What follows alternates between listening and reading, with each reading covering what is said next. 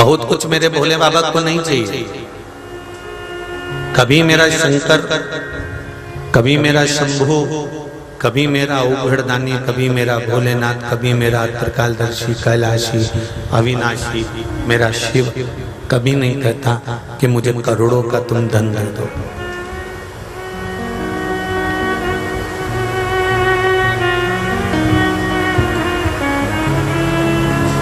केवल एक लोटा जल, वो भी तुम्हारे घर में जो है।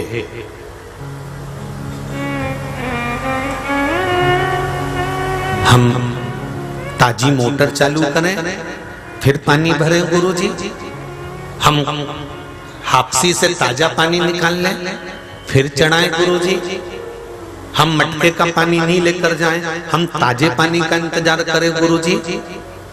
अग्नि, पानी, हवा, भूमि ये कभी बासी नहीं होते,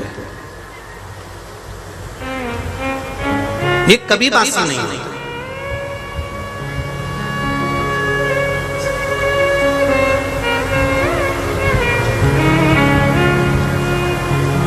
तुमने कभी सुना कि हवा बासी है, हमने गुब्बारे में भर के रख दी तो 2 दिन की बासी हो गई, इसके बाद हमने निकाल दी तो ताजी हो गई? सुना? नहीं। हवा कभी बासी नहीं होती, अग्नि कभी बासी नहीं होती, पृथ्वी कभी बासी नहीं होती, जल कभी बासी नहीं होता। दिल से, मन से आप ले जाकर जब चढ़ाएंगे तो वो जल बाबा उसको स्वीकार कर लेगा, वो जल मेरा ओघड़दानी स्वीकार कर लेगा। उसमें ताजे और बासे का कोई भाव नहीं होता।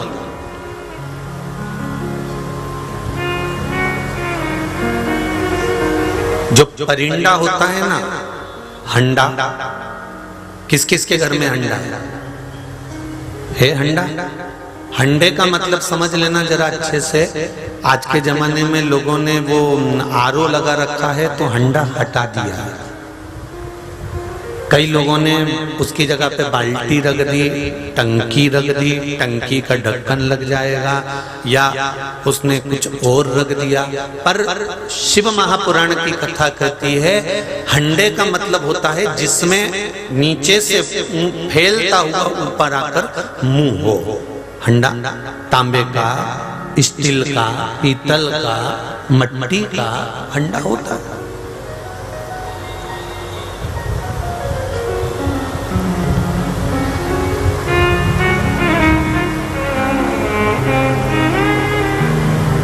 इसका महत्व क्या है? यदि हम देवी भागवत का स्मरण करें और देवी भागवत में लक्ष्मी जी की कथा का स्मरण करें, या विष्णु पुराण का स्मरण करें, या फिर गर्ग संहिता का स्मरण करें, और यदि अगर थोड़ा सा स्मरण करना हो तो पद्म पुराण का भी कर सकते हैं, जिसमें नारायण भगवान ने माता लक्ष्मी को वर प्रदान करा था। जिस समय पर भगवान विष्णु राजा बलि के दरवाजे के द्वारपाल बन गए थे। कथा सुनिए ना भागवत जी में, भगवान विष्णु राजा बलि ने मांग लिया था कि मेरे को वर दे दीजिए, तो भगवान विष्णु ने कहा क्या चाहिए? तो राजा बलि ने कहा मेरे दरवाजे के द्वारपाल बन जाइए। लक्ष्मी जी उनको राखी बांधने के लिए राजा बलि को गई और अपने पति को छुड़ा कर लेकर आई। जब पति को छुड़ा कर लेकर आई, उस जगह पर भगवान विष्णु ने लक्ष्मी जी को वर प्रदान करा कि लक्ष्मी तूने मुझे राजा बलि के यहाँ से छुड़ा कर लेकर आई है, तेरी अगर विद्वत्ता नहीं होती, तेरा ज्ञान नहीं होता, तो मुझे छुड़ाती नहीं, तो शायद मैं यहाँ नहीं पहुँचता, मैं बैकुंठ में नहीं पहुँचता, मैं इस स्वर्ग लोक में वापिस नहीं आता। पर दरवाजे का द्वारपाल में जिंदगी भर बना रहता, पर पति को तू काल में से खींच कर लेकर आ गई, तू मेरी धर्म पत्नी है, इसलिए आज मेरा मन है कि मैं तुझे कुछ वर दूं। लक्ष्मी जी ने कहा प्रभु आप मेरे पास में आ गए, मुझे वर की जरूरत नहीं है, मेरे पास सब कुछ तो है। ये एक धर्म पत्नी का एक सटीक जवाब है कि पति जब बड़ा प्रसन्न हो जाए, पति बड़ा खुश हो जाए, पति बड़ा प्रसन्न रहे और आपसे कहे कि चल मैं तुझे सुनार की दुकान पर लेकर चलता हूँ, चल मैं तुझे कपड़े की दुकान पर लेकर चलता हूँ, तो पत्नी का पहला शब्द होना चाहिए, स्वामी मुझे नहीं चाहिए, अलमारी भरा रही है, खूब रकम रखी हुई है, खूब सामान रखा हुआ है, कोई चीज की जरूरत नहीं है, आप कमाओ, मना नहीं है, बस इतना जरूर करना कि आपकी कमाई में से 1 रुपया अगर किसी की अच्छी विद्या में काम आ रहा हो, किसी कुंवारी कन्या की शादी में काम आ रहा हो, किसी के मेडिकल में काम आ रहा हो, तो वहां लगा देना। ये रखो आपके पास में। जो मुझे दिलाने वाले थे वो अपने पास रख लो, जितना मुझे दिलाना था भले उतना खर्च मत करना, पर थोड़ा सा रख लेना। कोई गरीब बच्चा पढ़ना चाहता है, किसी का मेडिकल इलाज चल रहा हो, नहीं बन रहा उससे, तो आप उसमें थोड़ा सा खर्च कर देना। मेरी कपड़ों से अलमारी भरा रही है, मेरी जेवरों से अलमारी भरा रही है, मैं क्या करूंगी? लक्ष्मी जी ने जो संवाद कहा, स्वामी आप प्रसन्न हो, आप मुझे कुछ देना चाहते हो, मैं नहीं चाहती कि आप मुझे कुछ दें, परंतु भगवान विष्णु फिर भी अगर पति सोच कर बैठा है कि मेरी प्रॉपर्टी का हिस्सा मिला है या मेरी जमीन बिची है या मेरा पैसा आया है, मुझे तो इसको कुछ दिला नहीं है, भले तुम नी भी लोगे ना तो भी तुम्हारा पति तुम्हारे लिए भले ऐब भी करा देगा, पर देगा जरूर। अगर समझदार है भेरू तो, और नी तो केवल ऐसे ही बोल रहा था, तो फिर तो तुम्हारे कहने पर, नहीं तो लक्ष्मी जी ने मना करा और भगवान विष्णु ने कहा नहीं मैं तो दूंगा, तो भगवान विष्णु ने वर प्रदान कर दिया, लक्ष्मी सुन, रसोई घर के अंदर जो हंडा रखा रहेगा, उस हंडे में जब तक जल रहेगा तब तक उस घर का धन कभी मैं समाप्त होने नहीं दूंगा, ये निश्चित है।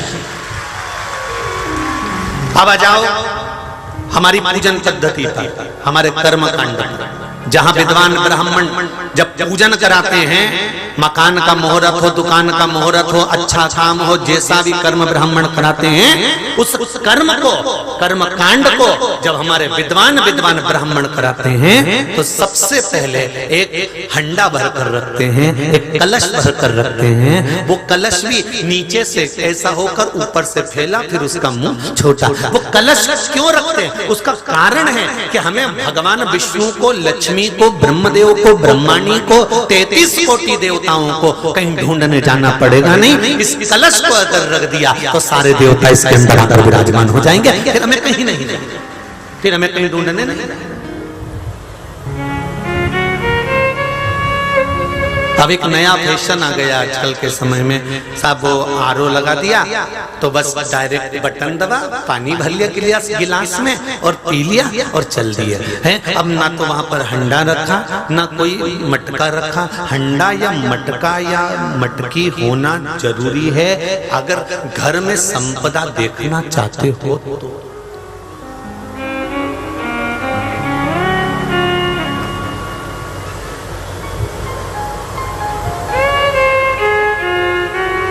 रखना चाहिए।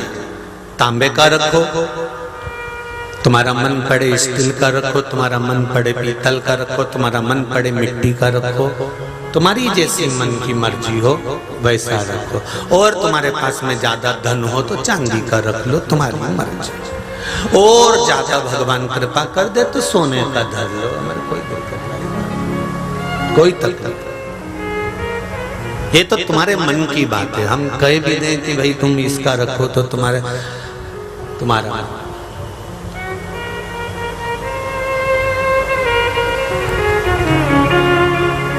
एक कुम्हार के घर का मट्टी का पात्र और एक वंशकार समाज बांस का जो डलिया बनती है, बांस की जो पिटारी बनती है, उस बांस का जो सुपड़ा बनता है, बांस की जो टोकनी बनती है, जो वंशकार समाज बनाती है, एक कुम्हार बनाता है मट्टी का पात्र और एक वंशकार बनाता है वंश बांस का सामग्री। ये दोनों वंश को बढ़ाने का काम करते हैं। पहले सुहागन जो स्त्री, सौभाग्यवती जो नारी कोई भी उद्यापन करती थी ना, तो आप पोथी पढ़ेंगे तो उस पोथी में आप निकालना तो उसमें लिखा रहता है कि सुहाग पिटारी। बोलो सही है कि गलत है? अरे बोलो तो जम, उसमें लिखा है सुहाग पिटारी। उसमें यह नहीं लिखा कि डलिया में सुहाग की सामग्री देना प्लास्टिक की, उसमें यह नहीं लिखा कि प्लास्टिक के बॉक्स में सामान देना, उसमें लिखा है सुहाग पिटारी। सुहाग पिटारी देने का मतलब क्या होता है कि बांस की कोई डलिया हो, बांस की कोई पिटारी हो, बांस की कोई टोकनी हो, बांस की कोई सामग्री हो, उसमें सुहाग की वस्तु रखकर जब दी जाती है तो नारी कभी विधवा होकर नहीं जाती, पति के कंधे पर अंतिम समय में जाती। अखंड सौभाग्य को वंश बांस बढ़ाता है। इसलिए लड़का और लड़की की शादी मंडप में होती है और वो मंडप के अंदर बांस रखना, भले कैसे वो लोहे के डब्बे में तुम बांस फंसाओगे, पर बांस लगाना पड़ेगा, बांबू लगाना पड़ेगा। वो बांबू जो लगाया जाता है, जो बांस लगाया जाता है, जो वंश लगाया जाता है, यही हमारे वंश को और यही हमारे सौभाग्य को अमर करता है। इसलिए उसका बांस का होना विवाह में भी जरूरी है। बांस का दान, वंश का दान, अर्थात जैसे ही हम डलिया के अंदर वस्तु सामग्री रखकर दान देते हैं उसका फल अधिक अधिक गुना होता है। ये तो अभी अभी हो गया। पहले के समय में तो घर में अगर शादी के पहले वो मट्टी लेने भी जाते हैं ना, इधर जाते कि नहीं जाते पता नहीं हमको, पर शादी के पहले मट्टी लेने भी जाते हैं तो घर की बहन बेटियां इतनी छोटी छोटी डलिया सिर पे रखकर मट्टी खुदवाकर फिर दामाद के द्वारा, जमाई के द्वारा उसको लेकर आती हैं। वो उसको खलमट्टी कहते हैं, उसको माटी, फिर उसका कुछ बनाती है, चूल्हा बनाती, सामान बनाती, फिर पूजन करती, फिर दूल्हा दुल्हन आते, फिर उसका पूजन होता। तो ये सब क्रम अलग अलग है।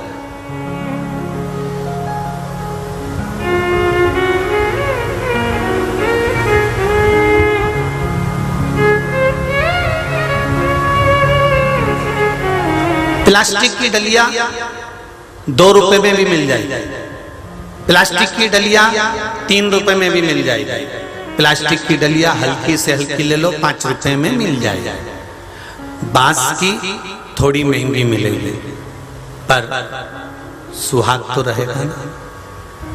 सुहाग को भी तो देखो, सस्ते में क्यों तोल लेना साहब, सौभाग्य की वस्तु। अब कहते हैं गुरुजी वो बांस की डलिया हम जिसको देंगे वो काम में तो लेगा ही नहीं, वो मर्जी उसकी।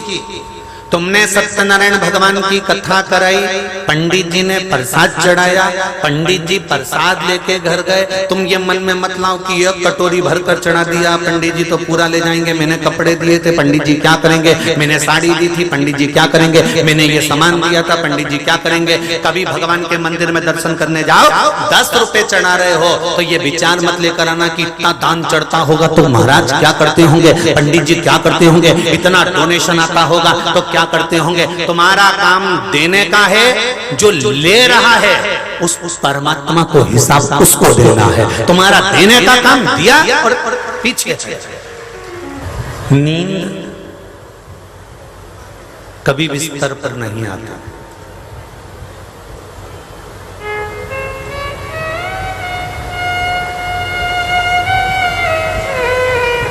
बिस्तर कितना भी सुंदर हो, गादी कितनी भी सुंदर हो, रूम कितना भी सुंदर हो, रूम कितना भी क्लीन हो,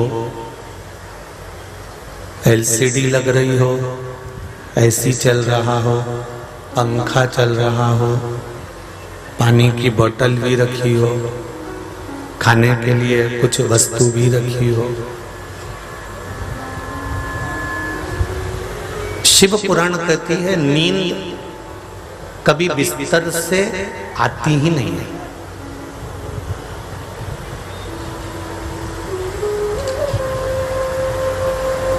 नींद को लाने के लिए बिस्तर की जरूरत नहीं पड़ती, पलंग या गादी की जरूरत नहीं पड़ती। नींद को लाने के लिए केवल सुकून की जरूरत पड़ती है। वो सुकून अगर हमारे भीतर है तो नींद हमको आ जाए।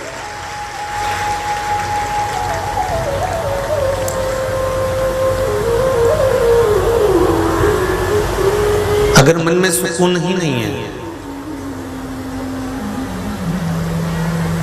हम कितनी भी जोरदार गादी पर सो जाएं, हम कितने भी जोरदार डनलप के गद्दे पर सो जाएं, हम कितने भी सुंदर पलंग पर सो जाएं, पर जब तक सुकून नहीं होगा भीतर, आनंद की अनुभूति नहीं होगी, जब तक भीतर से हमें शांति नहीं मिलेगी, तब तक नींद नहीं आ सकती। अब अथक प्रयास कर कर देखो।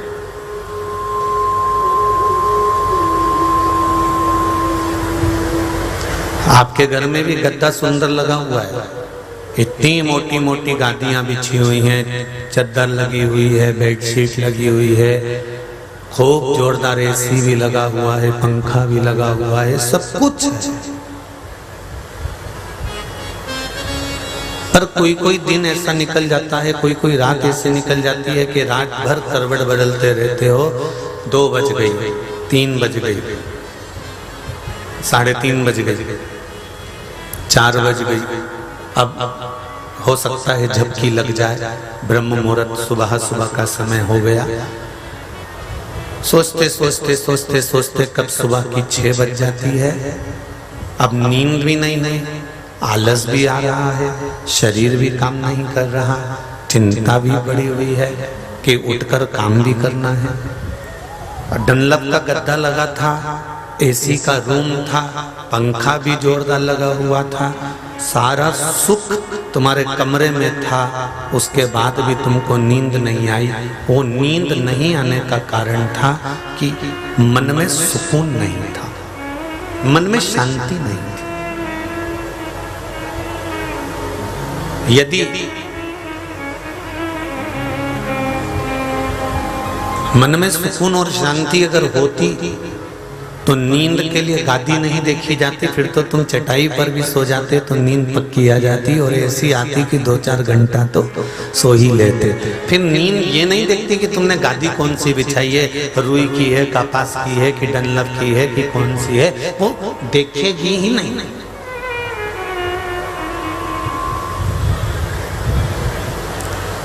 धन का बिस्तर मिल जाए पर नींद को तरसे नैन, और कांटों पर भी सोकर आए किसी के मन को चैन। कोई कारण होगा, कोई कारण हो सकता।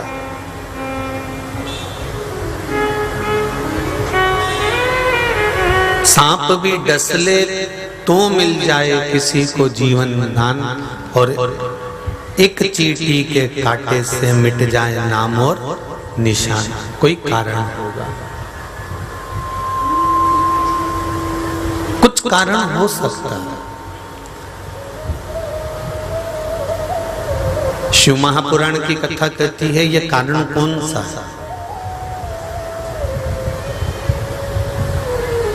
हमने तो आपको पहले भी कहा कि रात को नींद नहीं आए ना, रात्रि भर अगर आपको नींद नहीं आ रही और आपने प्रैक्टिकल कर लिया, प्रयास कर लिया, जो नींद की गोली खाने वाले हैं उनको भी कहते हैं कि नींद की गोली खाना छोड़ दो। कब तक ये नींद की गोली खाते रहोगे, अपना किडनी लीवर डैमेज करते रहोगे। बोलो सही है कि गलत है? जितनी ज्यादा गोलियां खाओगे उतनी किडनी और लीवर पर इफेक्ट करेगी। जितनी ज्यादा दवाइयां खाएंगे उतना किडनी और लीवर खराब होते चले जाएगा, शरीर बेकार होते चले जाएगा।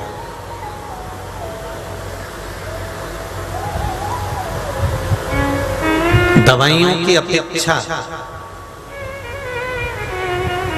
शिवजी को चढ़ाकर एक बेलपत्र को खाना प्रारंभ करिए, दवाइयों की अपेक्षा। एक पत्र आया है, इसको देखिए।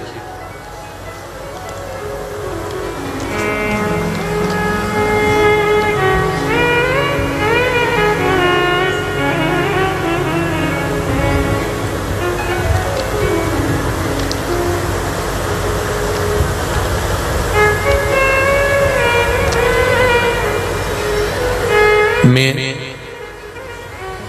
स्वाति सुशील कुमार जी करार कहीं बैठी हो तो दोनों हाथ हिलाइएगा। आप भी हैं, दोनों हाथ हिला दो एक बार। हर हर हाथ हिला दो दोनों, हर हर महादेव। मैं यहीं से हैं। मैं स्वाति सुशील कुमार करार अंबे जोगाई जिला बीड़ से हूँ। कुबेर भंडारी की कृपा बहुत हुई, क्या बखान करूं गुरुदेव में। मेरे पति लॉकडाउन से आपकी कथा सुन रहे हैं। हम दोनों ने पशुपति व्रत किया, मेरे सब काम हो रहे हैं गुरुदेव। मेरे पति की नौकरी चली गई थी, लेकिन भोलेनाथ की कृपा से नौकरी गई। हम दुखी हुए, शिवजी से कहा बाबा तुमने नौकरी ले ली, हम तो आपकी कथा सुनते थे, दर्शन करते थे, पर ऐसी कृपा हुई कि बाबा ने नौकरी तो ले ली पर खुद की आर्गोटेक कंपनी चालू करवा दी भोलेनाथ ने, और ऐसी चालू करवाई कि वो खूब चल रही है। ये शिव की कृपा है। नौकरी बंद कराकर हमारी खुद का काम बाबा ने डलवा दिया। मेरी दोनों बेटियों का नंबर पतंजलि गुरुकुल हरिद्वार में लग गया है। बाबा की कृपा से गुरुदेव, मेरी सासू माँ की शुगर कम नहीं हो रही थी। 1 महीने से शिवजी के ऊपर चढ़ा हुआ जल और बेलपत्र फिर देना प्रारंभ करा। जो शुगर 243 थी, बाबा की कृपा से वो शुगर अब 140 पर आकर रुक गई है और दवाई देना हमने बंद कर दी है। उसकी रिपोर्ट हम पीछे लगा रहे हैं। दोनों रिपोर्ट उन्होंने लगाई, जो पहले आ रही थी और फिर जो बाद में प्राप्त हुई। दोनों रिपोर्ट उन्होंने शुगर की भी लगाई। बैठिए। श्री शिवाय नमस्ते। शिव कृपा।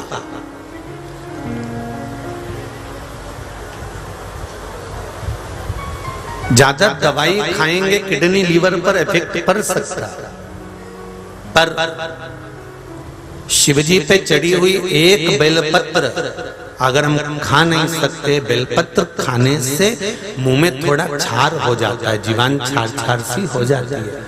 तो किसी किसी को लगता है कि ना जाने क्या हो गया, छाला पड़ गया, कि जीवान मेरी छार छार हो गई। तो उनसे निवेदन है, शिवजी पे चढ़ी हुई बेलपत्र उठाकर ले आओ, सुखाकर उसका चूरा बना लो।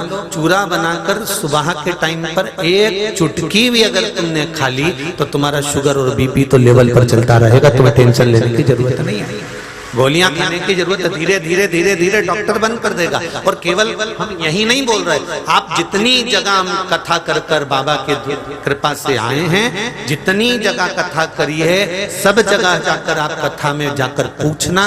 और यहाँ पर भी ना जाने कितने लोग अपने अपने दिल की बात लेकर आए हैं। उनकी सबको तो हम माइक नहीं दे सकते, सबको बोलने के लिए मौका नहीं दे सकते, सबके लिए हम इतने पत्रों को रोज रोज पढ़ भी नहीं सकते। जो समझ में आया थोड़ा बहुत पढ़ लिया, बोल लिया। पर आप दिल से अगर शिव को रिझा रहे हो, आप दिल से भगवान शंकर को मना रहे हो, तो वो दिल से देता जाए।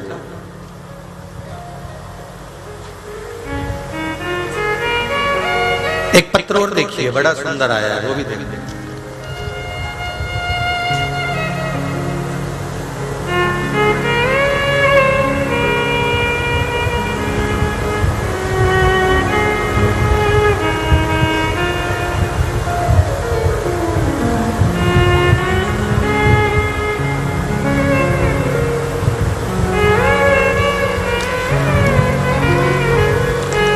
ओम प्रकाश जी सोनी मेरे पति का नाम है।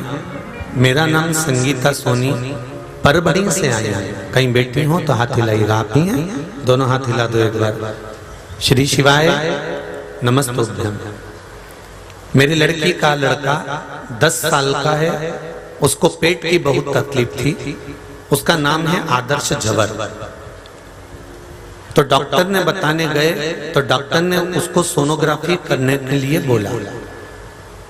सोनोग्राफी कराया तो उसमें अपेंडिक्स का प्रॉब्लम बताया और तुरंत ऑपरेशन करने को कह दिया। हम लोग घबराए। तो गुरुदेव, विश्वास तो पूरा शिवजी पर है, इसलिए मैंने उसको वापस परभणी आने को कहा। परभणी में कांतेश्वर हॉस्पिटल में भी जाकर बताया तो उसमें सोनोग्राफी में अपेंडिक्स ही बताया। अमरावती भी दिखाया, उसमें अपेंडिक्स बताया। 3 जगह पर जांच कराने पर अपेंडिक्स बताया। गुरुदेव, शिव महापुराण की कथा मोबाइल पर आ गई, एकदम हम कुछ सुन रहे, देखते देखते मोबाइल पर कथा आई, थोड़ी सी सुनी। सुनने पर आपने कहा था 1 लोटा जल सारी समस्या का हल और 1 बेलपत्र चढ़ी हुई खिलाना प्रारंभ करो, सारा रोग समाप्त। हमने वही करना प्रारंभ करा। मैंने शिवजी को बेलपत्र लड़के को खाने को दिया और सोनोग्राफी की जांचें हमने रख ली। उसके बाद हमने दूसरी बार फिर सोनोग्राफी कराई और जब दूसरी बार सोनोग्राफी कराने के लिए गए तो सोनोग्राफी की जब रिपोर्ट आई तो रिपोर्ट पूर्ण तरह से नॉर्मल आई, जिसमें अपेंडिक्स नहीं आया और ऑपरेशन की जरूरत नहीं पड़ी। ये शिव कृपा। बैठिए बहन, श्री शिवाय नमस्ते। बैठिए। शंभु, उसकी कृपा ही कुछ है, उसको कुछ नहीं चाहिए तुमसे। विश्वास टिकने मत देना, डिगने मत देना। विश्वास अगर डिग गया तो भगवान कभी नहीं आता। कैंसर जैसी भी बीमारी है ना, लीवर और किडनी भी डैमेज हो गई है, ब्रेन ट्यूमर भी हो गया। एक पत्र आया है, कल के पत्र में होगा कि लड़के का ब्रेन खराब हो गया। कहीं माँ बैठी होगी, पत्र ढूंढूंगा, समय लगेगा। जिसने भेजा था वो अगर बैठी हो तो खड़ी हो सकती है। लड़के का ब्रेन पूरा खराब हो गया, हैदराबाद में ले जाकर भर्ती करा। अगर वो बैठी हो, मेरे को थोड़ा सा स्मरण उस पत्र का, ढूंढेंगे पत्र तो टाइम लगेगा। डॉक्टर ने कह दिया ये ब्रेन काम नहीं करेगा, ब्रेन बेकार हो गया। 12 वर्ष तक, और पत्र होगा यहाँ नीचे, आप लोग अगर ढूंढेंगे तो पत्र में नीचे आप ढूंढना, इस सिंहासन के नीचे, पढ़ के ढूंढ के कल मेरे हाथ में देना। 12 वर्ष तक लड़का हॉस्पिटल में से लाकर घर पर पड़ा रहा, ना माइंड काम कर रहा था, ना शरीर काम कर रहा था। और बेलपत्री और शिवजी पर चढ़ा हुआ रुद्राक्ष का जल देना प्रारंभ करा और वो लड़का पलंग पर से उठ गया और अपना काम करना प्रारंभ कर दिया। ये पत्र बोल रहा है, पत्र कर। विश्वास है ना, विश्वास को डिगने मत दो। शंकर के मंदिर जा रहे हो, 1 लोटा जल चढ़ा रहे हो, 1 बेलपत्री समर्पित कर रहे हो, एक चावल का दाना तुम शिव को चढ़ा रहे हो, शंकर भगवान की आराधना अर्चना दिल से कर रहे हो। और उस बीच में तुम्हारे भीतर कोई कपट नहीं, कोई छल नहीं, कोई दिखावा नहीं, कोई दिखावा नहीं।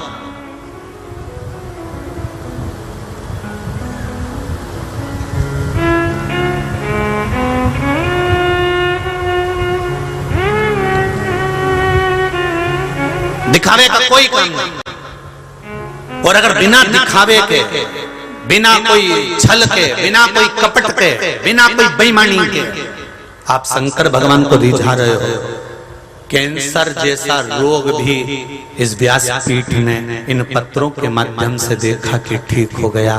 डॉक्टर भी आश्चर्य में पड़ गया कि कैंसर कहाँ चले गया। ये कल, अभी परसों कल की कथा में देख रहे थे, आहार नली में कैंसर। अब आहार नली में कैंसर और नाक में से पाइप डालकर लिक्विड दे रहे हैं और उल्टी आ जाना, वोमिटिंग हो जाना, और वोमिटिंग के माध्यम से नली निकल भी जाना और कैंसर भी समाप्त हो जाना और आहार नली वापिस चालू हो जाना और खाने में मन भी लग जाना। ये कौन करेगा? ना जाने कितने कीमो करवाना पड़ते, ना जाने कितनी थेरेपी करवाना पड़ती, ना जाने कितनी औषधियां खाना पड़ती, तब जाकर ये शरीर का थोड़ा सा रोग समाप्त हो पाता कि नहीं हो पाता, वो भी नहीं मालूम था। पर विश्वास, भरोसा, दृढ़ता जब जागृत हो गए, तब एक पत्र आया। देखिए उस पत्र को, भरोसे का पत्र देखिए।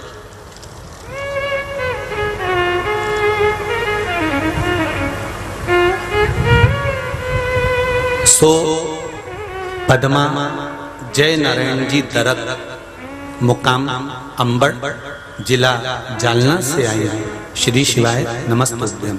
कहीं बैठी हो तो हाथ हिलाइएगा, जहां कहीं भी बैठी हो। गुरुदेव श्री शिवाय नमस्तुभ्यम, हाथ हिला दो एक बार। हर हर महादेव।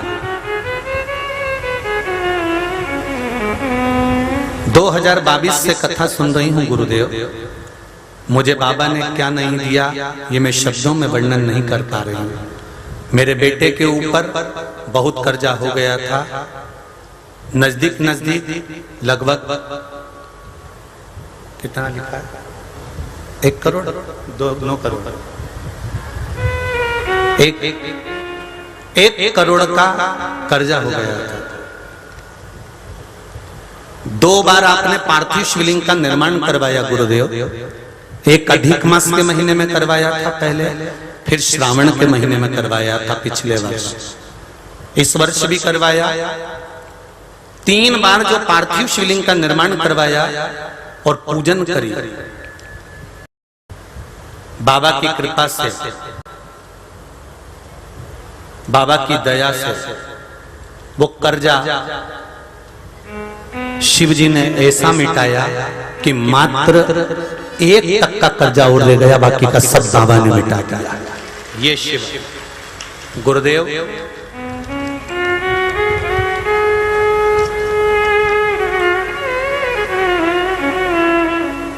मेरी बहू इसी परली वेदनाथ की है। मुझे बड़ा गर्व हो रहा है आज कि मेरी बहू मेरे वेदनाथ ने भेजी है मेरे यहाँ। मुझे उस चीज का गर्व है कि परली वेदनाथ की बेटी मेरे यहाँ बहू बनकर आई। आज मुझे गौरव महसूस हो रहा है। बहुत बहुत धन्यवाद दीदी आपको। इस चीज का गौरव आपको हमेशा होना चाहिए कि किसी जिस स्थान पर शिव की ज्योतिर विराजमान है उस स्थान की बेटी आपके घर में विराजमान है। स्वयं शंकर की बेटी आपके यहाँ पर। बड़े भाग्यशाली है मेरी बहू भी गुरुदेव। तीसरी बात यह है गुरुदेव, घर में मेरा भाई कहीं बाहर चला गया था, 1 महीने तक नहीं मिला। तब किसी के कहने पर हमने पशुपति व्रत प्रारंभ किया और शिव जी की कृपा से मेरे भाई को तुरंत वो आ गया। शिव जी को धन्यवाद देने के लिए मैं आई हूँ कि आपकी कृपा से मेरा सब काम हो रहा है। बैठिए बहन। हर हर महादेव। ये शिव कृपा।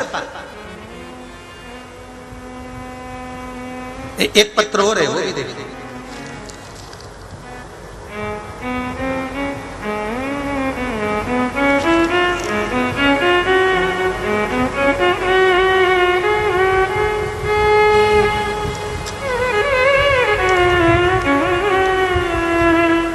मेरा नाम नंदनी सुदर्शन साकरे है। कहीं बैठी हो तो हाथ हिलाइएगा। नंदनी सुदर्शन साकरे, कहीं बैठी हो तो हाथ हिलाइएगा। मैं लातूर की रहने वाली हूँ गुरुजी। मेरे पति की नौकरी पिछले 1 साल से छूट गई थी। बहुत प्रयास करने के बाद भी कहीं पर भी नौकरी नहीं मिल रही थी। मेरी सहेली ने मुझे पशुपतिनाथ के व्रत के बारे में बताया और मैंने 1 लोटा जल चढ़ाकर भगवान शिव का पशुपतिनाथ व्रत प्रारंभ किया। मैंने विश्वास रखकर व्रत किया और उसका फल मुझे मिल गया गुरुजी।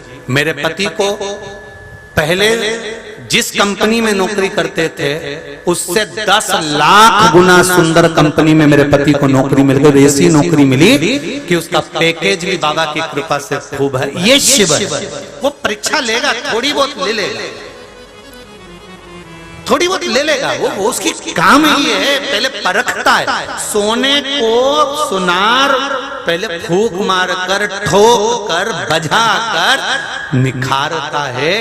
बिस्कुट की कीमत और आभूषण की कीमत में अंतर होता है। बिस्कुट से आभूषण थोड़ा महंगा होता है क्योंकि बिस्कुट में कारीगरी नहीं होती, आभूषण में कारीगरी होती है। इसलिए हार की कीमत, अंगूठी की कीमत, ब्रेसलेट की कीमत, चूड़ी की कीमत बढ़ जाती है। बिस्कुट लाओ, उसकी कीमत दूसरी होगी। आभूषण खरीद के लाओ, उसकी कीमत बढ़ जाएगी। तुम दुकान वाले से क्यों बिस्कुट तो इतने का और तूने कीमत बढ़ा दी। अरे मैडम फालतू की बात करो मत, ये हमने कारीगरी भी तो करी है, उसको कितना निखारा भी तो है, कितना जोरदार बनाया भी तो है। वो कारीगरी की कीमत कौन देगा, मेहनत की कीमत कौन देगा। उसी तरह भगवान तुम्हारा थोड़ी बहुत परीक्षा लेगा, सोने के बिस्कुट को निखार कर आभूषण बना देगा, तब तुम्हारी कीमत बढ़ जाएगी। माना पहले नौकरी थी चली गई, पर तुमने विश्वास रखकर शंकर को एक लोटा जल तो चढ़ाया, तुमने विश्वास रखकर शंकर भगवान को एक बेलपत्र तो चढ़ाई, तुमने विश्वास रखकर शंकर भगवान को एक चावल का दाना तो चढ़ाया। मैं तो बेटा और बेटियों से भी निवेदन करूंगा, तुम्हारी नौकरी नहीं लग रही, सर्विस नहीं लग रही, जॉब नहीं लग रहा, बहुत टेंशन में जिंदगी जी रहे हो, तो शंकर की शरण में चले जाओ, शिव के पास जाओ। तुम्हारा कर्म करो, पढ़ाई करो, मेहनत करो, सब कुछ करो, तुम अपना अध्ययन करते रहो, पर शंकर का द्वार मत छोड़ना। ये विचार कर जाना कि मेरी एक ट्यूशन मेरे भोलेनाथ के पास में है, उसके पास जाऊंगे तो रिजल्ट वो बनाने वाला बैठा है, मुझे चिंता करने की जरूरत नहीं है।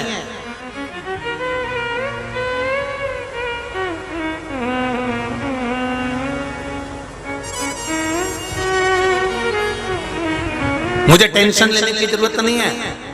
जो शिव के द्वार पर जा रहा है, शंकर के मंदिर जा रहा है, शंकर का अनुमोदन कर रहा है, शिव की अर्चना कर रहा है, शंकर का गुणगान कर रहा है, और जितने लोग ये शिव महापुराण की कथा को चाहे आस्था चैनल पर सुन रहे हो, चाहे फेसबुक यूट्यूब पर सुन रहे हो, चाहे परली बैजनाथ की धरा पर सुन रहे हो, ध्यान लगाकर सुनना। जो दिल से तुमने शिव जी को लगा लिया हृदय से, और ये दिल, ये मन, ये चित्त, ये वृत्ति अगर आपकी शिव से लग गई है तो चिंता मत करना। शंकर एक बार अगर दिल लगा लेता है तो मेरा शिव फिर कहीं तुमको छोड़ता नहीं, मेरा शिव को छोड़ता, मेरे शंकर ने।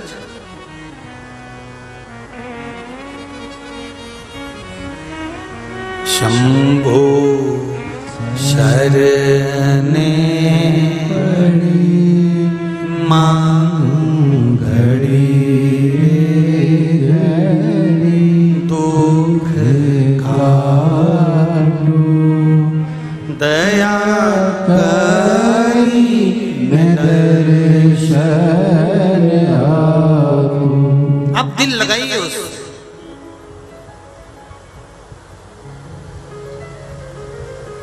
पर छल के साथ नहीं, बेईमानी के साथ नहीं, दिखावे के साथ नहीं।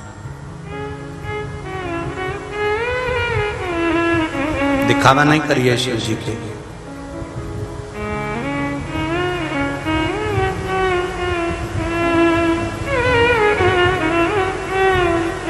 मन दिल हृदय चित्त लगाया, जनाबाई पांव लंबा कर कर बैठी और विट्ठल उनकी चक्की को चला रहा। झाड़ू लगा रही थी, मेरे विट्ठल नाथ ने आकर कह दिया, ओ जना, जना झाड़ू मुझे दे।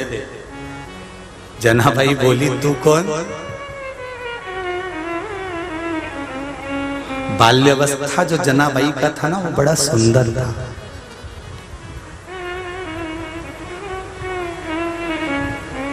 जनाबाई का अगर कहीं फोटो मिल जाए तो देखना, दुनिया भर की विश्व सुंदरियां फीकी रहेगी जनाबाई के आगे। इतनी सुंदर थी जनाबाई। छोटी सी 5 वर्ष की लड़की को जब जनाबाई को पिता ने नामदेव जी की यहाँ छोड़ा था, दमा शेट्टी जी की यहाँ छोड़ा था, एक दर्जी के घर में छोड़ा था, चोटी बांधती, लहंगा पहनती, चोली पहनती, एक छोटी सी रुपट्टा उसके कंधे पर डला रहता, और कंधे के रुपट्टे को खींच कर कमर में बांध कर और झाड़ू लेके सीधे हरि विट्ठल के मंदिर में पहुंच जाती। झाड़ू लगाती रहती, लगाती रहती, लगाती रहती। जब मंदिर में कोई नहीं रहता तो मेरा हरि विट्ठल बाहर निकल कर आ जाता, और विट्ठल बाहर आकर बोलता, ओ जना। जना जना बोले, हाँ बहुत भूख लग रही होगी तेरे को। ले मैं देता हूँ। और भगवान ने जेब में से थोड़ा सा चना निकाला, थोड़ी सी चावल चिवड़ा निकाला और चिवड़ा निकाल कर जनाबाई को दिया। और दोनों विट्ठल और जनाबाई कमल चौक में बैठ कर दोनों पचक्का लगा कर और दोनों चिवड़ा खा रहे। और इतनी देर में जनाबाई का चिवड़ा विट्ठलनाथ ने थोड़ा ज्यादा ले लिया तो जनाबाई रूठ के बाहर चली गई। तो भगवान उसके पीछे दौड़ दौड़ कर गए, जना अंदर चल। जनाबाई 5 साल की लड़की जनाबाई कहती है तू मेरा पूरा की पूरा चिवड़ा खा गया, मेरे को तेरे से बात ही नहीं करना चाहिए।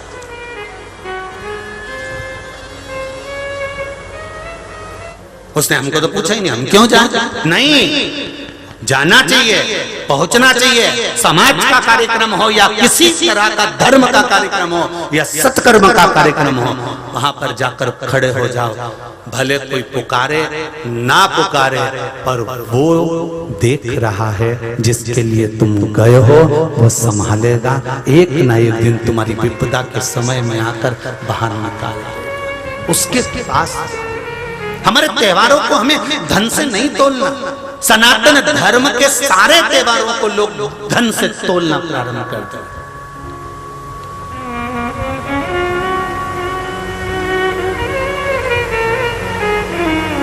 सनातन धर्म के सारे त्योहारों को लोगों ने उसको धन से तोलना प्रारंभ कर दिया।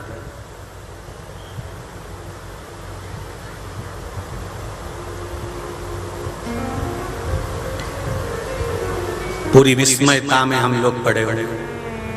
हमारे शास्त्र, हमारे पुराण, हमारे वेद कहते हैं आपका दिया गया एक बांस की पिटारी कितना वंश बढ़ाती है और कितना सौभाग्य बढ़ाती है, आपको नहीं मालूम पड़ पाएगा। आप सब फैशन में जी रहे, सब फैशन।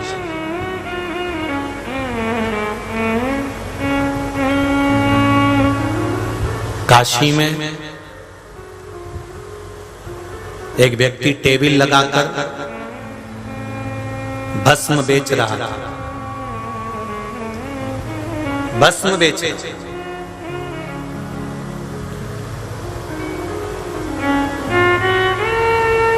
एक अंग्रेज वहां से निकला। उस अंग्रेज ने भस्म के उस टेबल के पास जाकर, भस्म की उस दुकान पर जाकर पूछा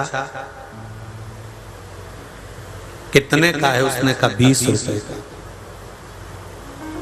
ओनली 20 रुपीज।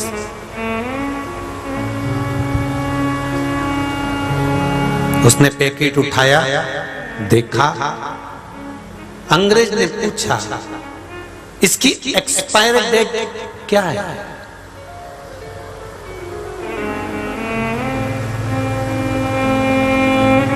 दवाई की एक्सपायर डेट होती है, भस्म की एक्सपायर डेट होती है।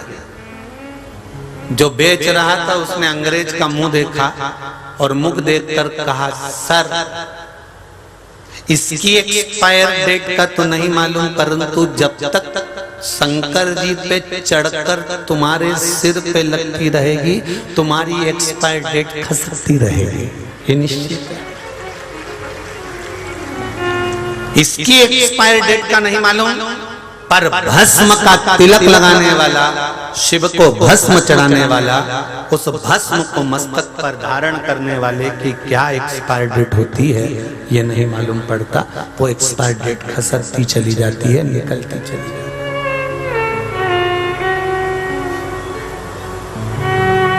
हमें इसका नहीं मालूम।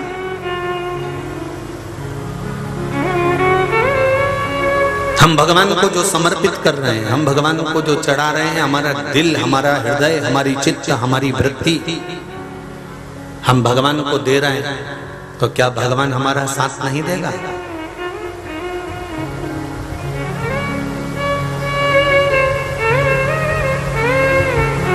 संत नामदेव जी की एक शिष्या थी जनाबाई।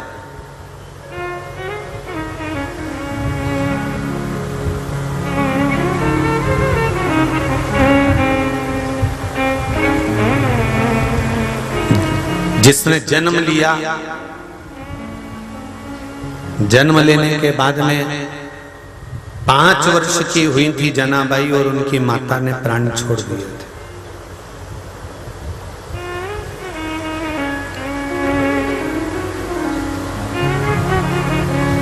जनाबाई के पिता दमाजी उनको ले गए और ले जाकर पंढरपुर में दामा शेट्टी जी के यहाँ, नामदेव जी के घर पर उनके पिताजी के पास में दामा शेट्टी जी के यहाँ उस जनाबाई को छोड़ दिया। दामा शेट्टी जी ने कहा कि तुम्हारी पुत्री है, तुम्हारी बेटी है,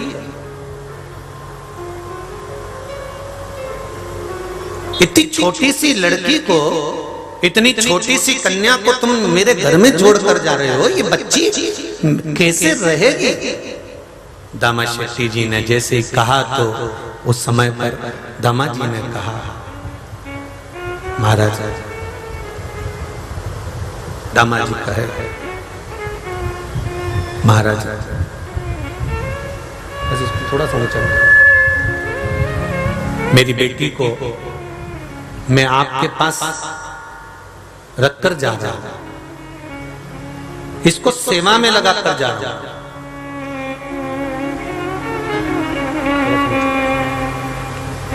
और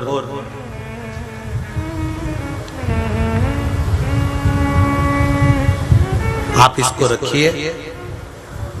मैं 4 दिन के लिए पंढरपुर आया था और 4 दिन के पंढरपुर में मैं मेरी बेटी को दर्शन कराने लेकर आया था। मेरी पत्नी नहीं, मेरी पत्नी चली गई है।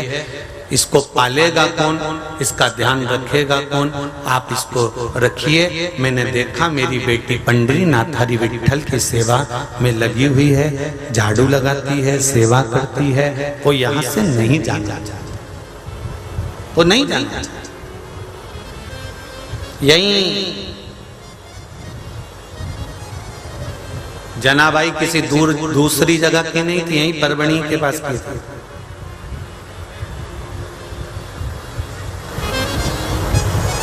तुम्हारी पड़ोसन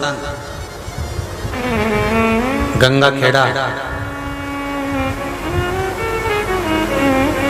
परभणी के पास,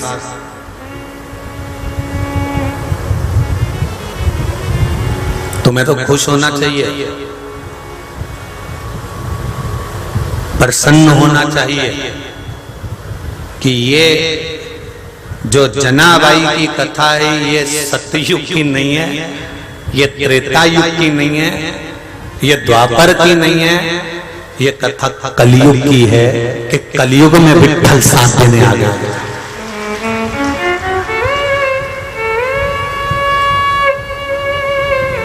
विचार करो। कई लोग कहते हैं सियोर वाला महाराज तो इतनी बड़ी बड़ी बात कर देता है, तो क्या भगवान आएगा?